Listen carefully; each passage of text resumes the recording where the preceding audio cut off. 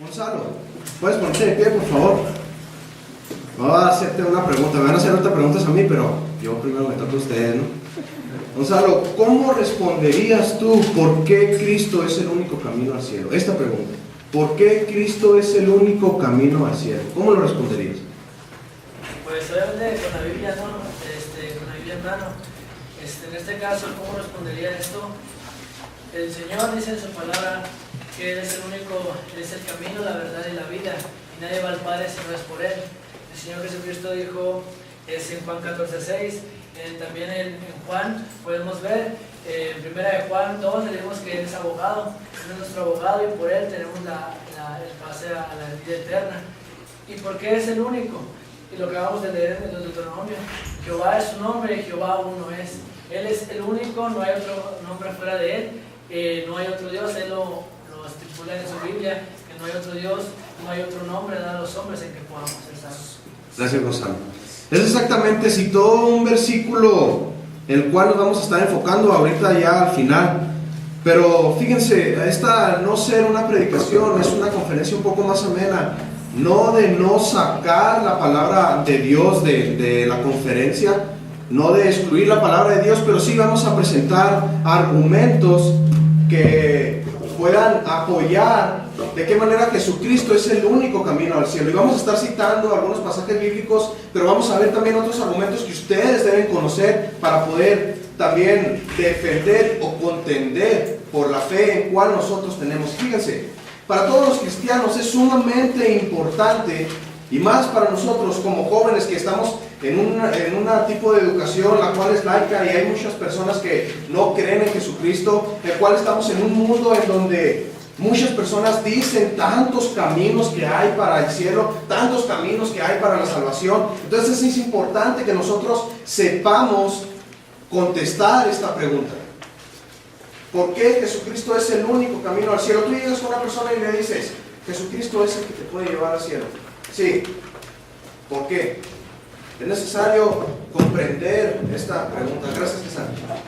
Y fíjense, si podemos contestar esta pregunta, estaremos dando también respuesta a nuestra fe. En conclusión, estaremos dando respuesta a nuestra fe. Gracias, César. Y fíjense, este tipo de tema, quiero que conozcan algunas definiciones, algunas palabras que se usan en teología. De eso se trata, de conocer más de este tipo de temas. Todo lo que tiene que ver con la salvación, con Jesucristo, con el Redentor del mundo, con el pecado del hombre, con la corrupción total del hombre, cómo podemos nosotros llegar al cielo. Todo este tipo de temas se le conoce como soteriología. Este es el estudio de la teología, la rama de la teología que habla sobre este tema.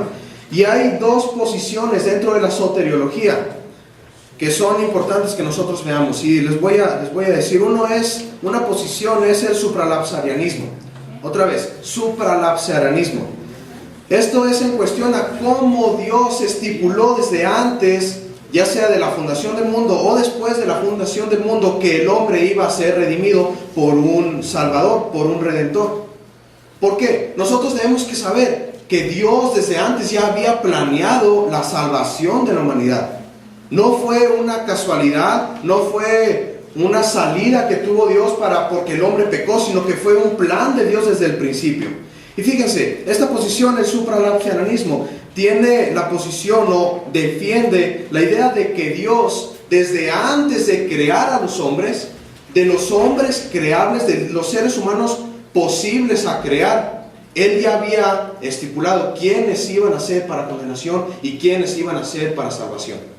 Y se basan en Efesios 3, del 9 al 10. Esas son algunas de las citas de las que ellos se basan. Según esta posición, Dios determinó desde antes de la fundación del mundo quiénes iban a ser salvos y quiénes iban a ser condenados. Y desde antes de esa fundación había estipulado a un redentor para la humanidad, porque es necesario que alguien salve a la humanidad. Entonces, esta posición es mi posición. Pero hay otra posición que es el infralapsarianismo. El infralapsarianismo. Y esto se basa en Romanos 8, del 29 al 30. Y ellos dicen que Dios creó a la creación para su gloria, y está bien. Pero Dios no creó a toda la tierra y no creó al ser humano para salvarlo o para condenarlo, sino que Dios lo creó. Después, Él permitió que el hombre pecara, en el caso de Adán, y después, en consecuencia de las masas de hombres pecadores contaminados por la descendencia de Abraham, escogió a hombres para ira y a hombres para gracia, para misericordia. En consecuencia tenía que dar a un redentor, y después estipula a Jesucristo.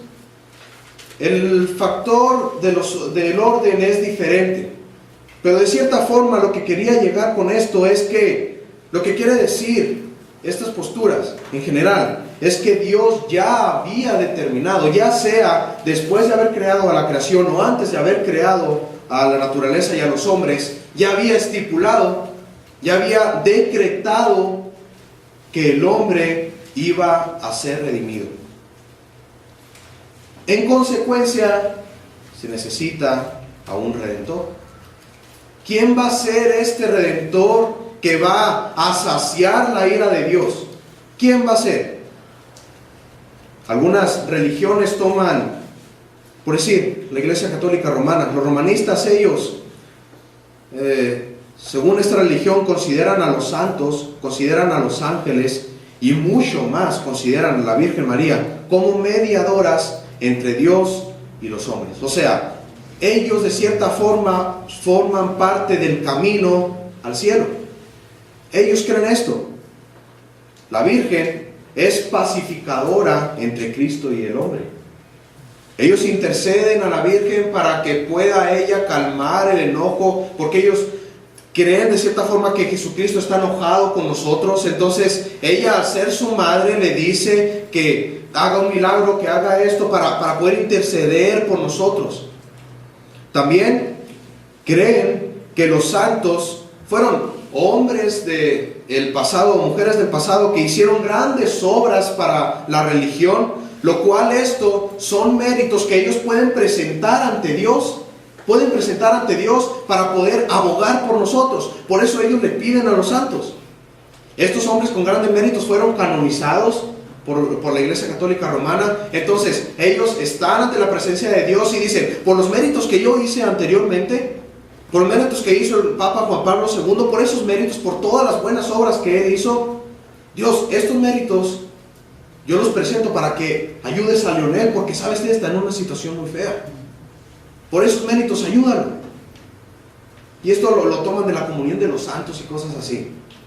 Ahora, también ellos presentan la idea de los sacerdotes como intercesores, y ustedes lo saben. Tienes que ir con un sacerdote para poder presentarte ante él y confesar tus pecados y que él remita tus pecados, ¿o no?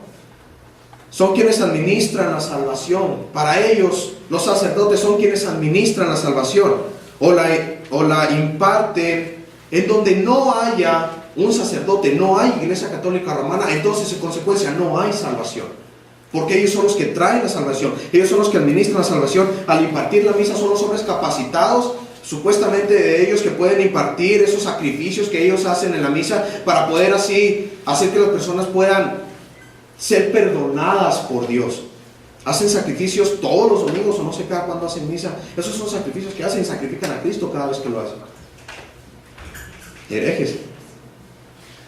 Los testigos de Jehová son otras de estas religiones.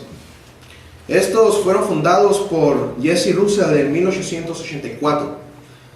En cuanto a Cristo, vean lo que ellos creen en cuanto a Cristo. Estoy presentando algunas religiones que tienen una idea equivocada de un redentor. Ellos creen en cuanto a Cristo, y lo citan de uno de sus tantos libros que tienen. Y este libro es el libro de estudio de las Escrituras, tomo 5. Vean lo que dicen ellos de Cristo.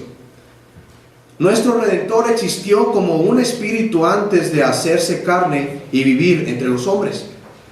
Era conocido como el Arcángel Miguel. En la revista Atalaya, ¿han visto las revistas que ellos a veces traen, los testigos de Jehová? La revista Atalaya, publicada en septiembre de 1861, dice esto: Cristo Jesús, Miguel, peleó con el dragón y este fue echado a la tierra. Ustedes pueden notar aquí algo. ¿Quién es Jesús para ellos? El arcángel Miguel. Es un ser creado que no tiene toda la divinidad de Dios, que no tiene toda la esencia de Dios, que no tiene toda la capacidad de Dios para redimir a la humanidad. Es simplemente un ser creado, el arcángel Miguel. Ellos creen esto. Y en cuanto a la salvación, ellos tienen esta postura. Nadie tiene la salvación, dicen ellos. Está bien, sino solo hasta después de morir. Pero solo si asisten y hacen buenas obras. Todas las personas que están aquí y todas las personas que viven no tienen la salvación. Ellos la obtienen cuando mueren, pero solo si hacen buenas obras. Si crees en Cristo, solo esto te da una segunda oportunidad para salvarte antes de que mueras. Jesucristo es una segunda oportunidad para que en esa segunda oportunidad hagas buenas obras y puedas ser redimido. La sangre de Cristo derramada en la cruz no es nada sino la única comunión que tienen los sacrificados, o sea, todos los testigos de Jehová que sacrifican su vida por el Señor. Esta es lo que ellos le llaman la sangre de Cristo. En conclusión, los testigos de Jehová, ellos niegan la divinidad de Jesucristo. Ellos afirman que Él fue una creación de Dios y no es Dios. Toman su sacrificio como la culminación de la salvación. No toman como el sacrificio de Cristo, no lo toman como la culminación de la redención del hombre, ni la oportunidad de salvarse. Niegan completamente el sacrificio de Cristo como la única manera de expiar el pecado de la humanidad. Hay otra religión, los santos de los últimos días, los mormones. Fueron fundados por José Smith. Ellos dicen así: el pecado vino por Adán, el cual desobedeció a Dios en sus mandamientos. Está bien hasta aquí, ¿no? Pero lo desobedeció porque debía cumplir un mandamiento más grande que Dios le había dejado: poblar la tierra. Es lo que dicen ellos. Jesucristo solo expió el pecado de su padre, Dios Adán, con D minúscula, como decía nuestro hermano Isaías. Solamente murió por eso. Por lo que ese sacrificio no salva a toda la humanidad. La redención individual o la salvación individual de cada persona depende de las obras personales que haga cada uno. Tiene que ser miembro de la iglesia de los santos de los últimos días y cumplir sus ritos y ceremonias.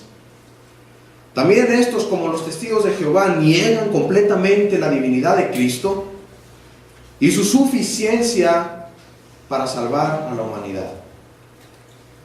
Por último, hay un movimiento mucho más moderno, pero que trae una trascendencia de los antiguos religiosos orientales, de las religiones orientales. Se basan mucho en el budismo, en la reencarnación, en la práctica del yoga, y estos son los movimientos de la nueva era, la religión de la nueva era, el movimiento de la nueva era. Ellos creen en cuanto a Jesucristo, eso está aún peor, creen en cuanto a Jesucristo que era solamente un hombre. Jesús era solamente un hombre que vivía allá en la India, y que estaba con un maestro Maitreya, que significa maestro de sabiduría. Este maestro fue el que le enseñó a Jesús. Jesús, al comenzar su ministerio en el Medio Oriente, en Israel, en Palestina, fue poseído por el Espíritu de Cristo durante sus 3 años de ministerio.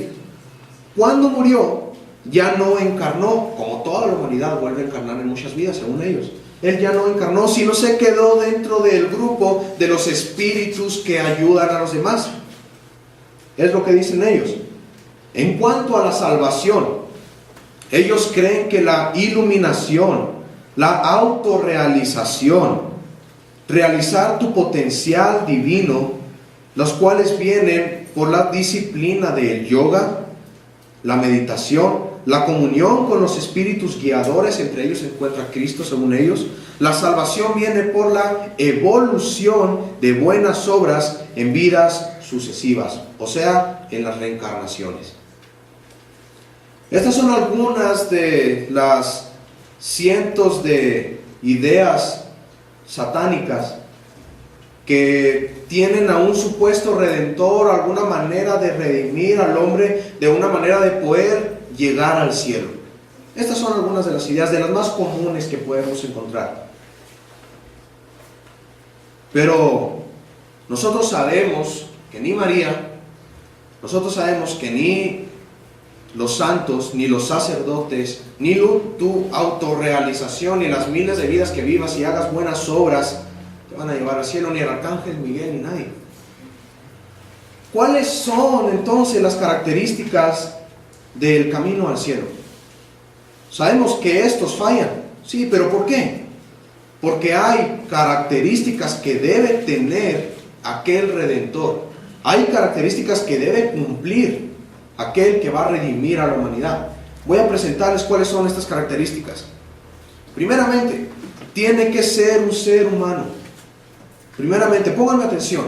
Primeramente tiene que ser un ser humano. No van a decir, Jesucristo no es humano. Ahorita vamos a ver sobre esto. Tiene que ser un ser humano. Hebreos 2, del 14 al 16. Vean lo que dice. Por tanto, ya que ellos son de carne y hueso, o sea, la humanidad, y Él también compartió esa naturaleza humana para anular mediante la muerte al que tiene el dominio de la muerte. Este es el diablo. Y librar a todos los que por temor de la muerte estaban sometidos a la esclavitud durante toda la vida. Pues ciertamente no vino en auxilio de los ángeles, sino de los descendientes de Abraham. La humanidad, la raza humana, fue la que rompió las órdenes de Dios. Fue la que rompió la armonía que podía haber entre Dios y el hombre cuando Adán pecó. La raza humana es la que lo hace. Ella fue la que comenzó el mal en cada uno de nosotros. ¿Sí? No dejemos si Satanás o no. El hombre es el culpable por haber llevado ese rompimiento entre Dios y el hombre, porque Dios condenó al hombre, porque Él es el culpable. Ahora, por lo que es necesario, según las leyes, que alguien pague por esta falla. Se necesita pagar.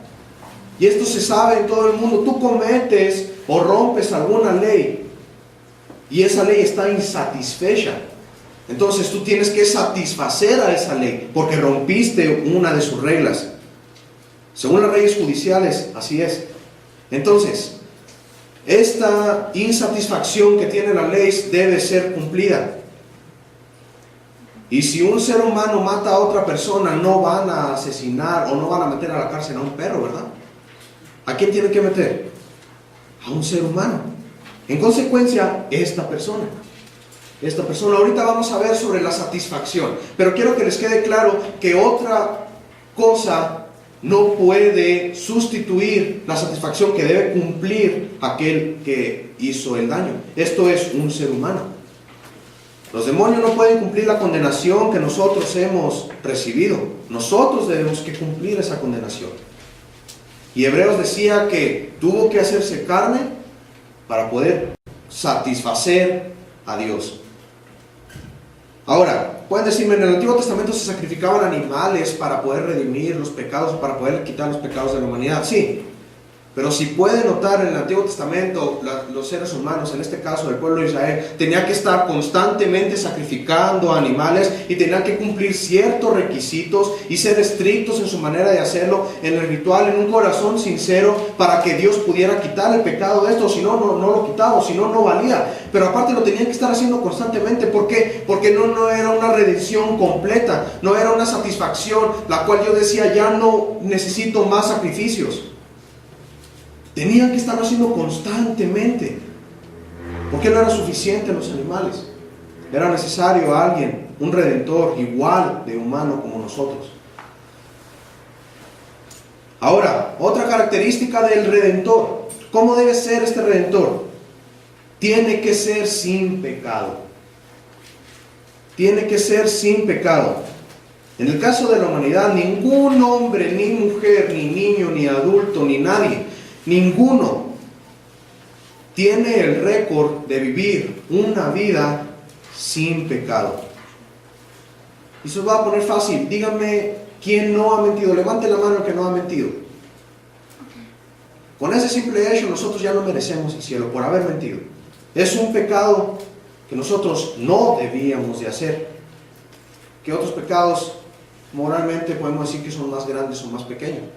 Pero son pecados delante de Dios, y las normas de Dios son tan elevadas que nosotros no podemos cumplir sus normas. Por nosotros mismos no podemos cumplirla. Entonces, ni un hombre está capacitado para poder ser redentor. Ningún ser humano de nosotros que está en la tierra puede estar capacitado para ser el redentor. Nadie. Nadie nacido de hombre y de mujer tiene la capacidad de redimir a la humanidad. Entonces, es necesario que el redentor, que tiene que ser humano, entonces sea santo, sin mancha, sin pecado, que nunca haya sido corrompido por la tentación, que nunca haya pecado en su concupiscencia, que nunca haya concebido el pecado el cual trae muerte. Tiene que ser así. No puedes tú llegar a pagar una deuda de una multa de tránsito con un billete trozado. No puedes hacerlo.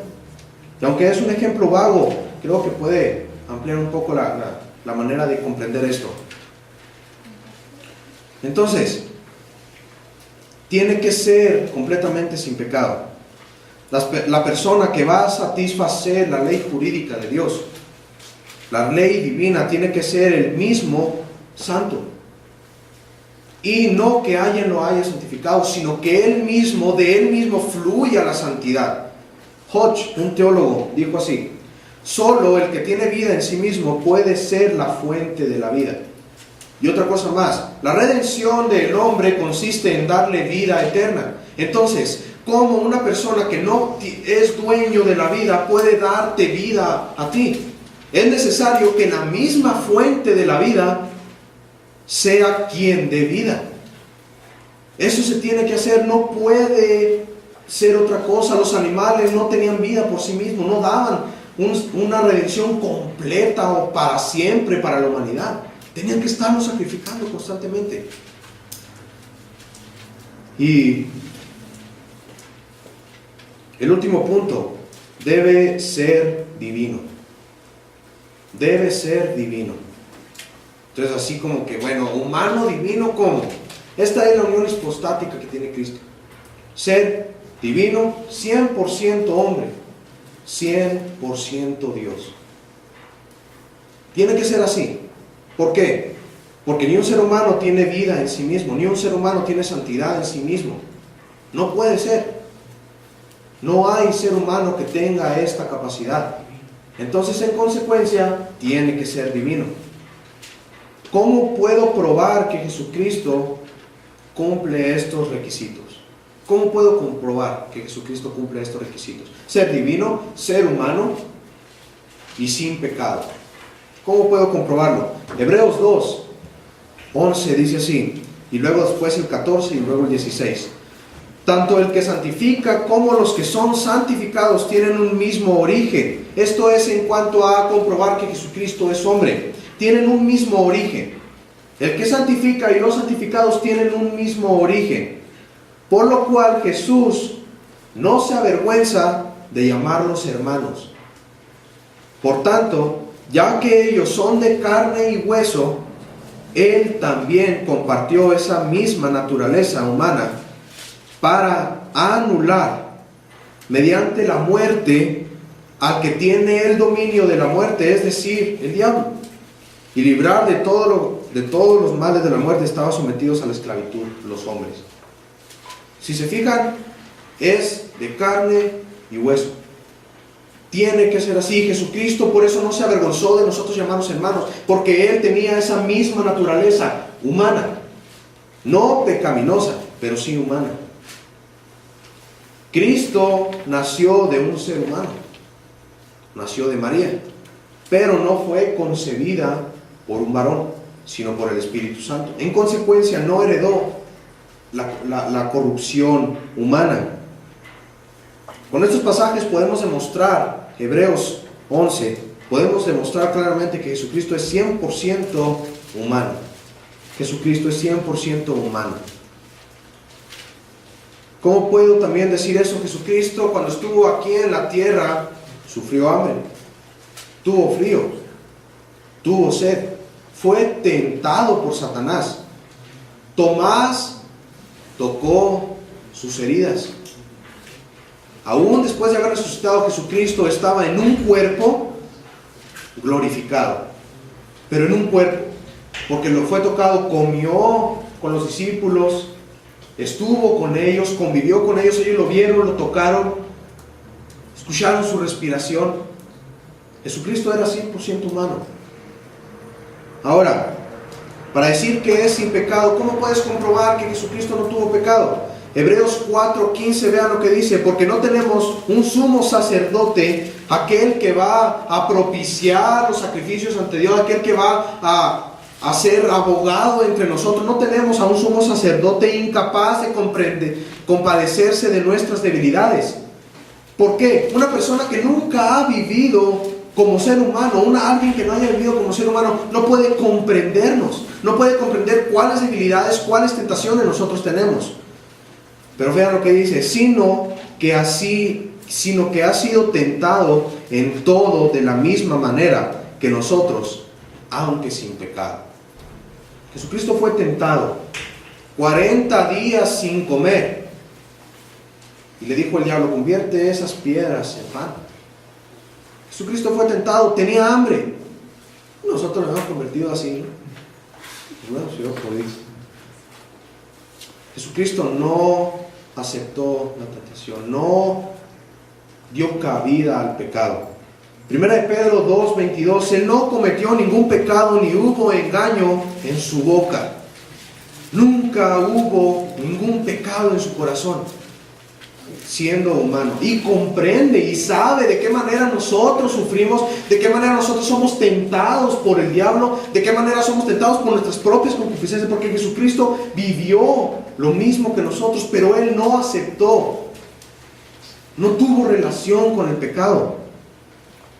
Aunque Cristo era humano, no tiene la naturaleza pecaminosa como nosotros la tenemos.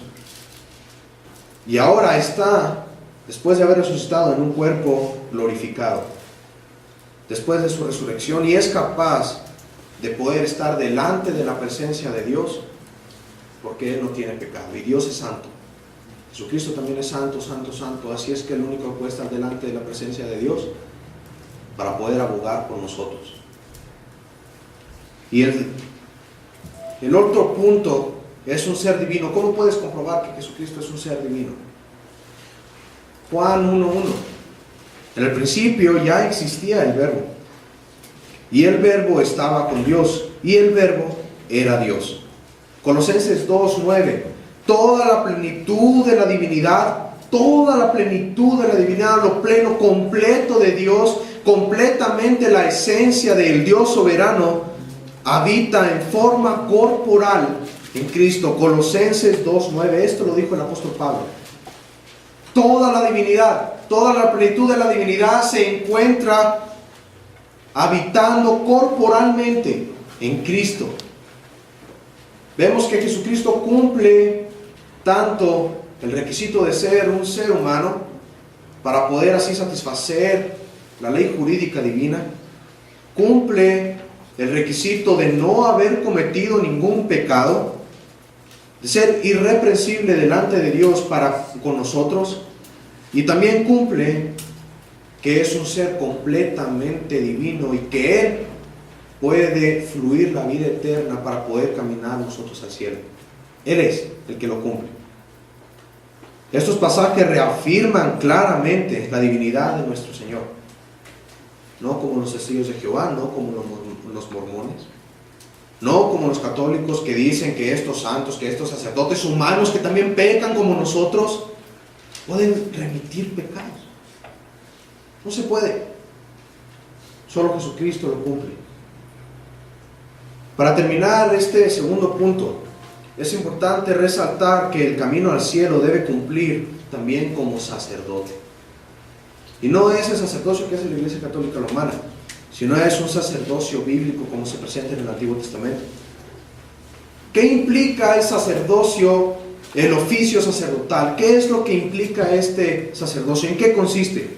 Como ya vimos, un hombre por sí mismo no puede estar delante de la presencia de Dios porque es pecador.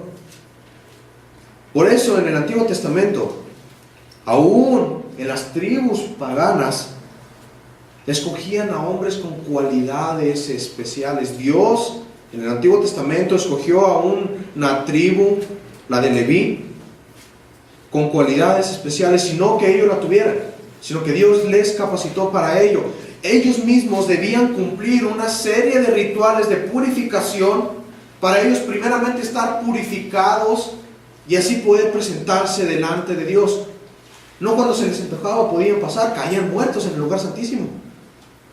Ellos primeros debían cumplir entonces, pero tenían que ser hombres consagrados, tenían que ser hombres que cumplieran estrictamente lo que Dios había dicho, hombres sin contaminación, hombres que no podían acercarse a un animal muerto, hombres que tenían incluso una dieta, un tipo de vestimenta exclusiva, para poder así ser intercesores ante Dios del pueblo de Israel. Debía ser así. ¿Por qué? Porque cualquier persona no puede estar delante de la presencia de Dios. Ahorita ya sí, por medio de Jesucristo, pero antes no se podía. Incluso les digo, las tribus paganas toman a hombres con cualidades especiales para que sean sus sacerdotes. Porque de cierta forma el hombre tiene en su naturaleza el hecho de que no cualquiera puede estar delante de Dios. No cualquiera. Y lo podemos ver de una manera, tal vez no es verdad exactamente así, pero cuando un pagano, un inconverso te dice, intercede por mí porque tú estás más cerquita de Dios, ¿no? Ven una cualidad en ti, algo que piensen ellos que puede estar más cerca de Dios. Claro que estamos cerca de Dios, ¿no? Amén, por medio de Jesucristo. Estos hombres en el Antiguo Testamento eran intercesores. Esta era la función que cumplía un sacerdote, ser intercesor o mediador ante Dios y los hombres. Ellos reconciliaban a Dios con el hombre, lo reconciliaban. En el hombre sin Dios hay una cierta conciencia de pecado, por lo que siempre, como dije ya anteriormente, buscan a un intercesor ante Dios. Los sacerdotes del Antiguo Testamento solo eran tipos o cuadros proféticos de Jesucristo. ¿Por qué? Veamos cómo cumple Jesucristo esta expiación. La expiación de nuestra culpa. Nuestra reconciliación delante de Dios depende de un sacerdote. ¿Quién es este sacerdote? Primeramente, un sacerdote debe cumplir algunas características también. Debe ser designado directamente de Dios. Dios debe haber dicho, así como le dijo a Aarón, tú y tu descendencia van a ser estos sacerdotes y van a cumplir esto y esto y esto y esto. Tienen que ser designados directamente de Dios. También deben cumplir como mediadores ante Dios y los hombres. Deben presentar sacrificios por intercesión para el hombre. Y su sacrificio ya no tiene que ser repetido. Fíjense muy bien. El sacerdote que nosotros necesitamos para poder, el redentor que se necesita para poder redimir a la humanidad, tiene que ser designado directamente de Dios. Primero. Segundo, debe cumplir como mediador entre Dios y los hombres. Tercero, él mismo debe presentar un sacrificio capaz de que este sacrificio ya no sea repetido otra vez. ¿Por qué? Porque si se vuelve a repetir un sacrificio, entonces eso quiere decir que el sacrificio que presentó anteriormente no era suficiente para redimir a toda la humanidad, para redimir más bien al hombre por la eternidad. Debe ser un sacrificio y ya. Tiene que ser capaz. No se puede presentar un animal porque tiene que ser humano. No se puede presentar un simple ser humano porque tiene que ser divino y sin pecado. Entonces, ¿quién lo va a hacer? ¿Cómo lo va a hacer? Vimos que Jesucristo cumplía atributos, estas características. Él mismo se entregó como sacrificio. Él mismo lo hizo. El sacrificio no se puede lograr por medio de enseñanzas, o por influencias morales, o por ejemplos, o por ningún cambio en el interior del corazón del hombre, logrado por él mismo. En este caso, solamente puede ser hecho por Jesucristo, nuestro sumo sacerdote. Solamente por él. Ahora, vamos a relajarnos un poquito, un pequeño paréntesis. Esta es una idea filosófica por la cual nosotros también podemos defender la fe. Es una idea filosófica, y es lo que ya les había dicho anteriormente de la satisfacción judicial. De esta manera, fíjense, hay dos tipos de delitos en clasificación en general del hombre. Un tipo de delito es un delito que no se necesita satisfacer a la ley por medio de la persona que lo hizo, sino puede ser remunerado, satisfecha la ley por a lo mejor un pago de dinero, y es lo que hacen las multas, como podemos ver aquí en México. Puede hacerse por una multa, puede hacerse por un cierto sacrificio, pero que no seas tú el que lo haga, sino va a ser otra cosa externa a ti que va a cumplir o que va a satisfacer la ley. Pero hay otros tipos de delito, y este delito se le conoce como delito penal o delito forense. Y este tipo de delito exige que la persona que cometió este delito pague con él mismo. Puede ser tantos años de cárcel, puede ser un tipo de trabajo o la muerte. El delito que cometió la humanidad ante Dios exige la remuneración que implica la muerte. El alma que pecare, esa morirá. Es lo que exige Dios. Entonces, la humanidad tiene que morir para poder satisfacer la justicia de Dios. Pero hay una cláusula. Otro puede sustituir al que va a pagar. Pero este que va a sustituir al que va a pagar debe cumplir todos los requisitos anteriores. Entonces tú llegas con una persona y le dices, bueno, la manera en que nosotros debemos de pagar es por la muerte, porque cometimos un delito penal o forense.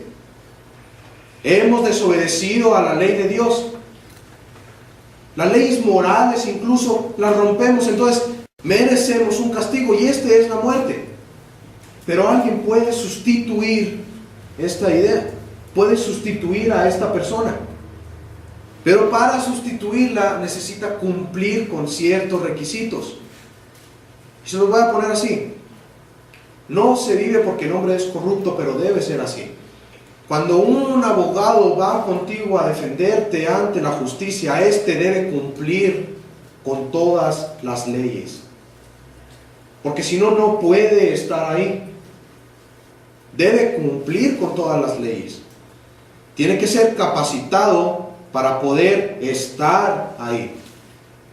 Debe ser capaz. ¿Y cómo? Debe cumplir con todas las leyes. No debe ser irreprensible. Entonces, esto es lo que pide esta ley judicial a un satisfactor, para que la ley pueda quedar satisfecha.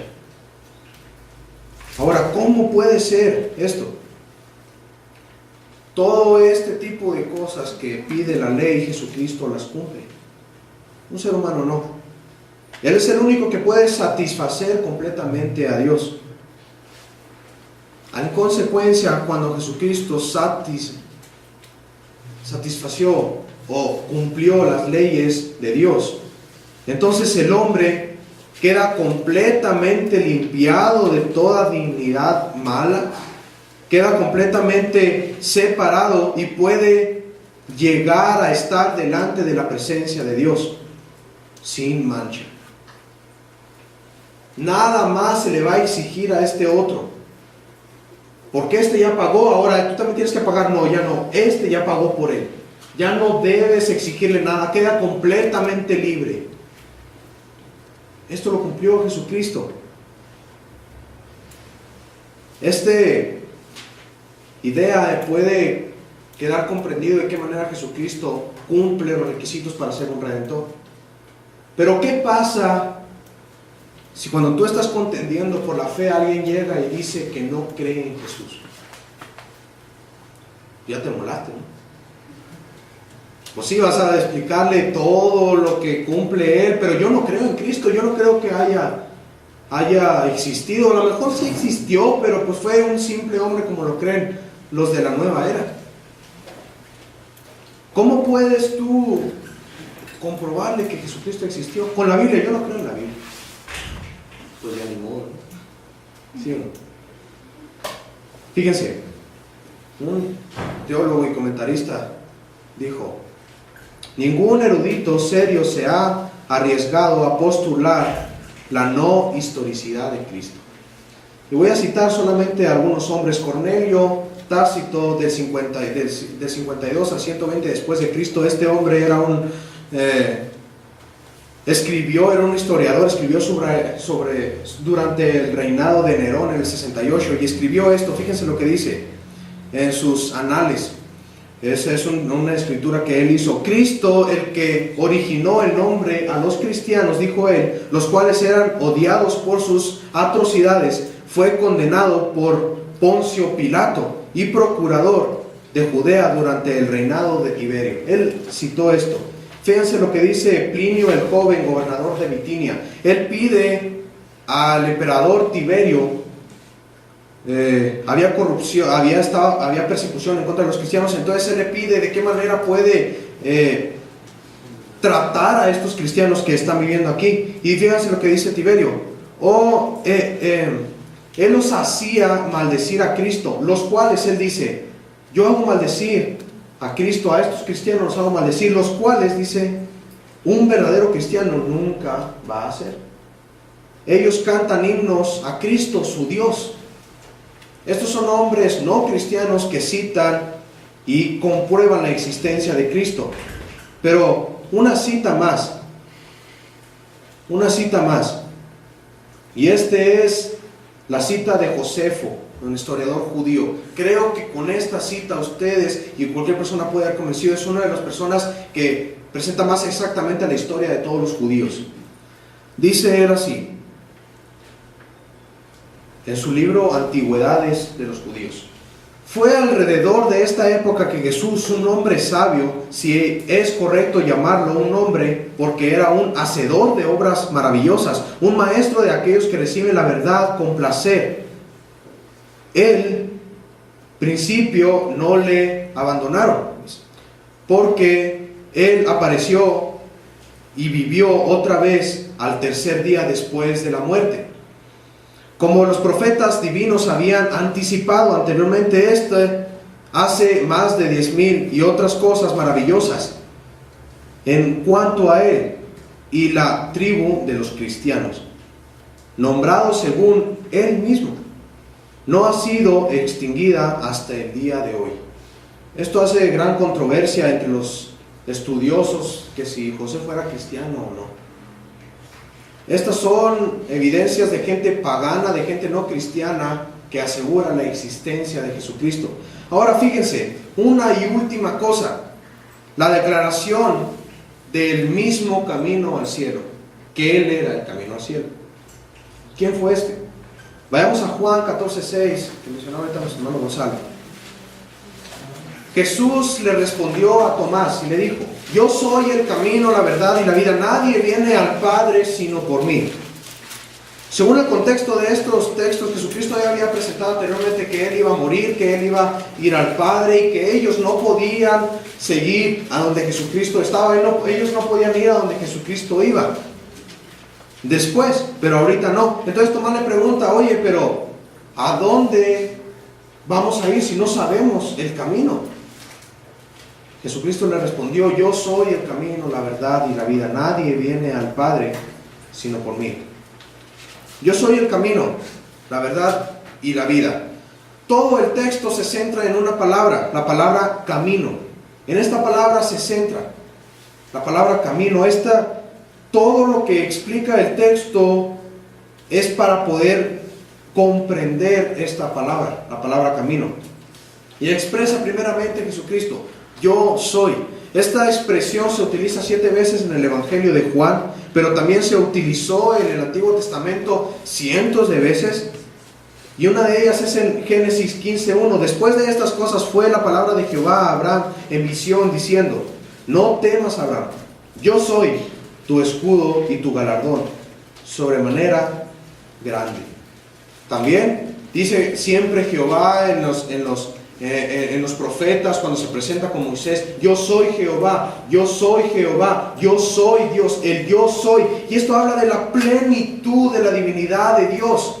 El yo soy, Él es el poderoso, el cual le dijo a Moisés: dile que yo soy, dile que Él es el que te ha enviado.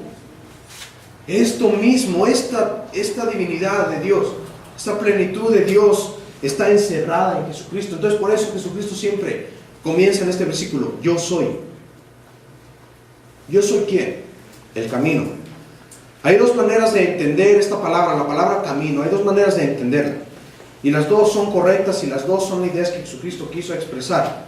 La primera es que Él es el camino del hombre para con Dios, pero también Él es el camino de Dios para con el hombre. ¿Por qué? Dios se relaciona con nosotros a través de Jesucristo, y nosotros nos relacionamos con Dios a través de Jesucristo.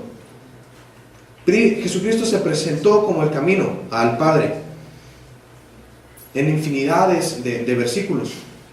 Pero es el camino de Dios el hombre, y el hombre para con Dios. Él dijo que solo por Él puede entrar al redil en Juan 10, del 1, 7 y 9. Solamente a través de Él puedes entrar al redil. Él es la puerta angosta, la cual el hombre puede entrar para poder dirigirse a con Dios. Pero ¿por qué dijo que Él es el camino? Porque Él es la verdad. La verdad, la palabra verdad es un sentido completo de toda la verdad. El hombre vive engañado, pero solamente a través de una verdad revelada es como él puede darse cuenta de su condición. Esta verdad se encuentra en la palabra de Dios, y la palabra de Dios expresa la persona de nuestro Señor Jesucristo. Entonces, dijo que Él era la verdad, pero también dijo que Él era la vida. La palabra en griego es zoe, y lo que quiere decir la palabra zoe es lo contrario a la muerte. La palabra vida en este término es lo contrario a la muerte. Mejor entendido, es que Él tiene vida en sí mismo. Juan 5, 26. Porque como el Padre tiene vida en sí mismo, así también le ha dado al Hijo el tener vida en sí mismo. En consecuencia, Él es el único que nos puede dar la vida eterna al cielo. Por eso Él es el camino. Por falta de tiempo, nada más quiero concluir. Nadie viene al Padre sino por mí, dijo el Evangelio. Nadie viene al Padre sino por mí. Para concluir, lo que dijo F.F. Bruce, un comentarista: Jesús es en efecto el único camino por el cual los hombres y las mujeres pueden llegar al Padre. No hay otro camino. Si parece una exclusión efectiva, no hay otro camino. Excluye a todos los otros caminos. Téngase en cuenta que quien hace esta afirmación de que Él es el camino es la misma palabra encarnada, el revelador del Padre. Si Dios no tiene otra vía de comunicación con la humanidad aparte de su palabra, la humanidad no tiene otra vía para acercarse a Dios sino esa misma palabra, que se hizo carne y habitó entre nosotros para proporcionar tal vía de acercamiento a Dios. Solamente Jesucristo nos acerca a Dios. ¿Quedó comprendido de qué manera podemos nosotros argumentar en apología contra aquellos que niegan la divinidad de Cristo, que niegan que hay solamente Él es el único camino al cielo? No sé si podemos hacer una oración para comprometernos con Dios a defender esta fe. Después damos el tiempo a nuestro hermano Miguel. Inclina sus rostros, por favor. Dios y buen Padre, en este tiempo, Señor, Dejamos en tus manos, Padre Celestial, nuestra mente, nuestro corazón y lo que tú has dado, Señor. Padre, estamos convencidos que solamente tu Hijo es el único.